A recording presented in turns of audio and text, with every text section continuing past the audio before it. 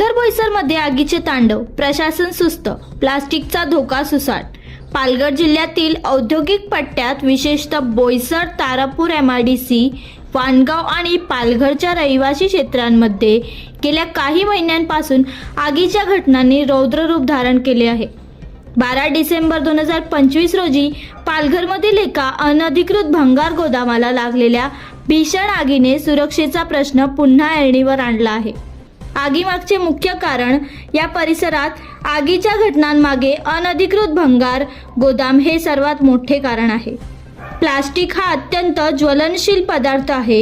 एकदा प्लास्टिकला आग लागली की ती वेगाने पसरते आणि त्यातून निघणारा विषारी धूर अग्निशमन दलाच्या कामात अडथळा आणतो। रहिवासी भागात असलेल्या अनेक अनधिकृत गोदामामध्ये धोकादायक रसायनाचा बेकायदेशीर साठा केला जातो, ज्यामुळे साध्या आगीचे रूपांतर मोठ्या स्फोटात होते।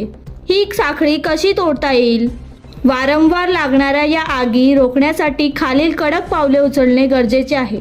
प्रत्येक कंपनी आणि गोदामाचे दर 3 महिन्यांनी अनिवार्य फायर सेफ्टी ऑडिट झालेच पाहिजे। विनापरवाना चालणारी गोदामे केवळ सील करून चालणार नाही, तर मालकांवर फौजदारी गुन्हे दाखल व्हायला हवेत। प्लास्टिक भंगार मोकळ्या जागेत साठण्याऐवजी त्याच्या विल्हेवाटीसाठी सुरक्षित सप्लाय चेन विकसित करणे आवश्यक आहे। सतत आगीच्या घटनांवरून प्रशासनाच्या भूमिकेकडे लक्ष वेधले जात आहे।